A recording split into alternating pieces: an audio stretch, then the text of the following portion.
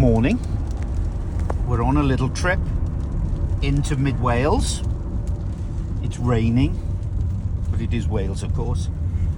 But we're going to the first full day and a major test for Melvyn Evans Motorsport with Chris Ingram in the Polo and Meirion Evans having his first real long day testing in the new Yaris. So it'll be interesting to see how things progress, and we'll give you some more information a little bit later.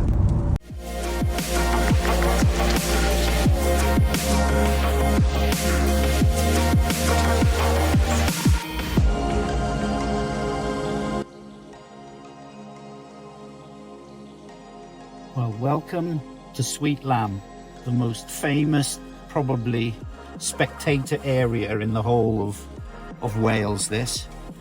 And I can always remember coming down here with Colin in a Focus in 2000 and something.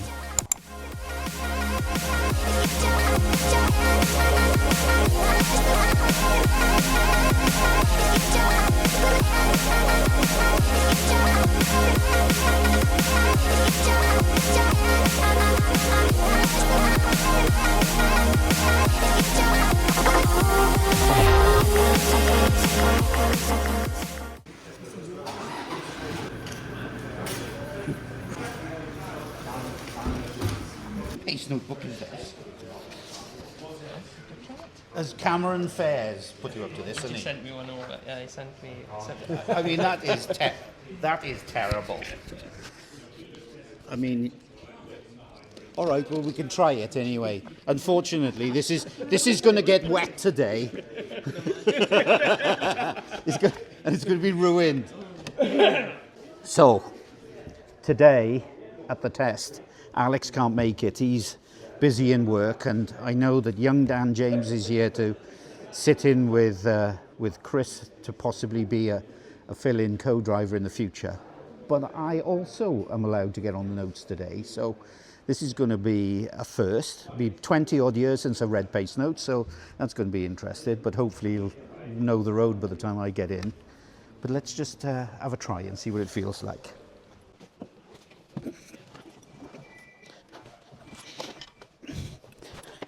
Well, I'm in. Altogether, it doesn't feel too bad. The seat feels quite narrow, but I don't know whether it's too narrow or I'm too wide. Probably the latter, I would say. But yes, this will do nicely, I think. Pretty minimalistic in here. All centrally controlled, stuff off the steering wheel. You know, this is probably the trip meter just here, if you should need it. But yeah, all a little bit different. Masses of tubes in here. Easier to get out of than a Rally 1 Puma anyway. I failed to get out of that with my helmet on. It was terrible, but much easier to get in and out of. Very good. Looking forward to this. Chris, you had your first outing with the new WRX helmet. I mean, I know you loved it from the start. Yeah. How did it feel when you were using it in the stages then? I love it, to be honest, because, you know, with a full face, you think you're going to be restricted about, you know, looking around the cockpit and, you know, at stage start needing to look and check everything. But didn't notice a difference at all from the Venti. Yeah. Because it's such an open full face helmet. It was perfect, and it just gives me a bit of extra confidence, really, knowing I'm a bit more protected.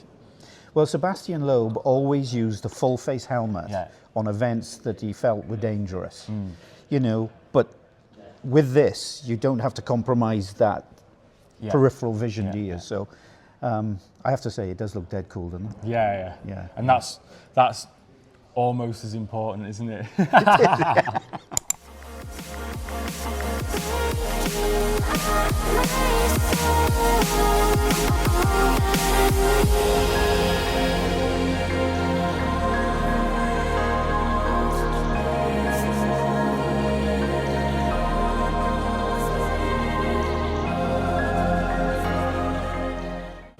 This is an honour, isn't it?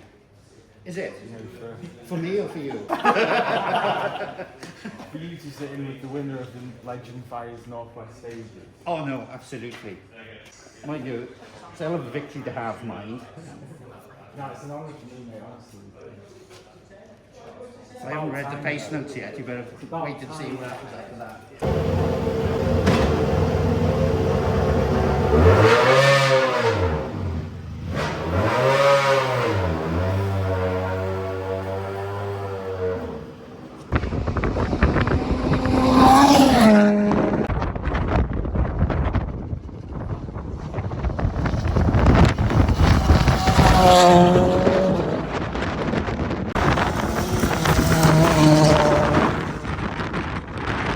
Left over 60 over crest, 60 very muddy, 5 left long.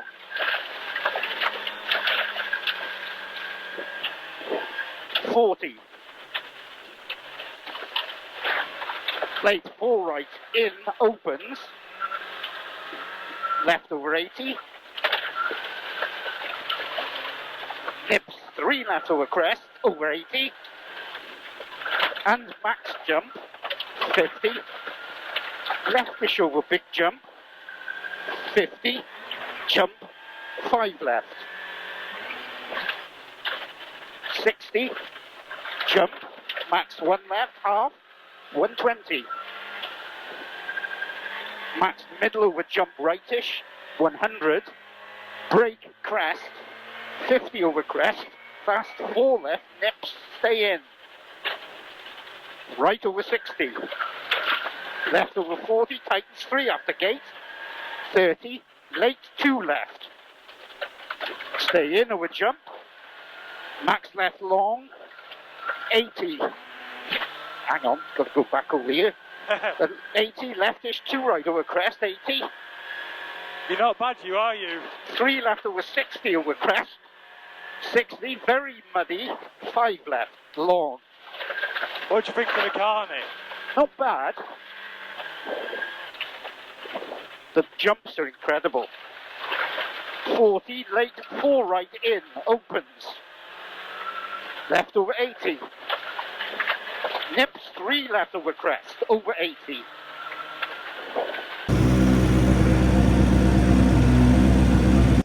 Now my nerves have settled. We can choke now. I'm all right reading pace notes, you see. How was it actually after 20 years? Was the delivery all right? Really good, mate. And you know what? You were getting into it, weren't you? I Like was. That second lap, I could tell you didn't want to stop. Yeah, well, the thing is, you shut off before Yeah. we'd even got to the end of the stage, Yeah, so yeah. that was a bit disappointing. But Oh. no, but listen, at the end of the day, I've had my time in this business, but I thoroughly enjoyed the opportunity, Chris. Thanks for No, taking me for a run. Thanks so much. It was an absolute honour to, Yeah. to have you in the car, and No, especially pleasure. before my first big rally in Wales, I guess. Yeah. Well, that's the point. That's why you're here, doing your test ready for the Rallynuts. Yeah. And I know that you. When was the last gravel rally you did? The RAC really in the TR7, but before that, the last gravel rally in a 4-wheel drive Rally2 car was Greece 2 years ago. Right. So that's a long time, Yeah, isn't it? yeah. So inevitably, with all the rain we've had here in Wales, the conditions today were pretty tricky, weren't they? Yeah. Are you happy with the setup? Yeah, really happy. We've not done too much mileage, but I just feel like we've got it to a place now where it's really easy to drive. I can easily turn the car in and then balance it through the corner and get on the throttle really early. So Yeah. I'm pretty happy with it. It's just easy to drive, which on these long stages I think you need a compliant car, don't you? Yes, you certainly do. I mean, since the last car I jumped in, and I probably can't really remember 100%, probably a Focus WRC really. So 20 years ago, odd years ago, so I can't really remember. But I have to say that, this car, even though without active differentials like we had back in the day, I mean, this covers the ground so well, these R5 cars. Yeah. It's just unreal. There's so much grip and you can carry so much speed once you just get that entry right. Yeah. And we fine-tuned the setup a bit, and I think it's mega. I think it's awesome. Yeah. Well, I think the weekend, it's going to be a tough rally. Certainly the afternoon stages is going to be where it's at, isn't it? With those two long ones, just under a 16 and under a 14 miler, I think. Yeah. So, You've probably got to build yourself up for that, I presume, are you? Yeah, I always like to start strong. So, yeah, I'm going to try and get that feeling nice and early, but definitely, like you say, you need to keep that pace so high throughout those long stages. And luckily, I've had, you know, a good bit of experience doing that in European Championship, in the WRC2 rallies I've done. So, yeah, I'm feeling confident for it. I just can't wait for it. No, I bet. The classic stages, aren't they? No, they are brilliant. No, some of the best in Wales, so I'll be out there watching. Chris? Good man. Thanks so much, Nick. No, well done. Thanks for taking me for the Cheers. ride. Cheers, mate. Meirion Evans was also having a great day testing in the Castrol Toyota Yaris Rally2 car. He's still bedding himself into this unfamiliar surface, as most of his experience has all been on tarmac events. But he certainly looked fast and the car looked great. And I think he may surprise a few people. We were also joined at the test by the project engineer for the Toyota Yaris Rally2 car. Lewis Allen has brought the car right from its conception to where we are now and has done a brilliant job. And this is what he's had to say. Lewis, it was great to catch you here today for the test. Now, Lewis Allen is the project engineer for the Yaris WRC2 car. Exactly. So you've taken it right from conception to where we are today, is that right? Exactly, that's correct. So when you started, you have to start with a base car, and the GR Yaris was that base car, is that right? Exactly, so the car is born from the GR Yaris road car. So with that we have some nice advantages, let's say, compared to other road cars. So we have carbon fibre roof, aluminium door panels. The line of the roof also aids for aerodynamics. Positions of certain larger components on the car are also some advantageous points to us. So yeah, we took that and we tried to then build the best rally car we can from the road car. The car's also using the original GR Yaris engine, so it's 3-cylinder, 1.6 turbocharged, same turbo, etc. So we tried to keep as many standard parts as we can as possible. Good to you. But yeah, we think we've built some awesome car, and we're excited to see more what it can do on the stages. Well, certainly you've done a couple of WRC events, and I know it's been out on some national events. So, you know, this is probably in the UK the first time we will see it on gravel. Exactly. But to give somebody an idea, before you started Monte Carlo in January, just how many kilometres of testing had you done?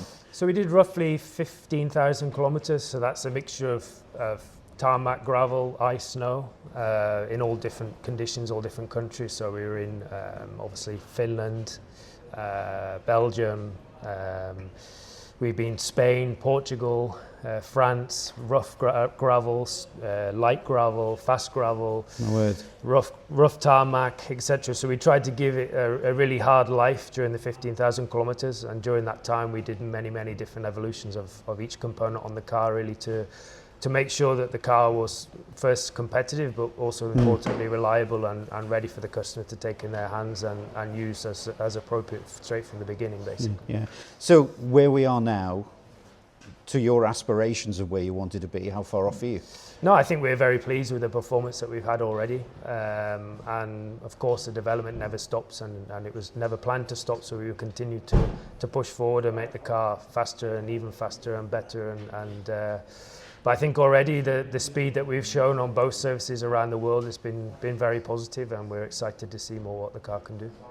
The one thing I was surprised at, what you just mentioned to Melvyn there, that you reckon a car like this, actually before it needs rebuilding, could actually do a whole season of BRC, is that right? That's correct, yeah.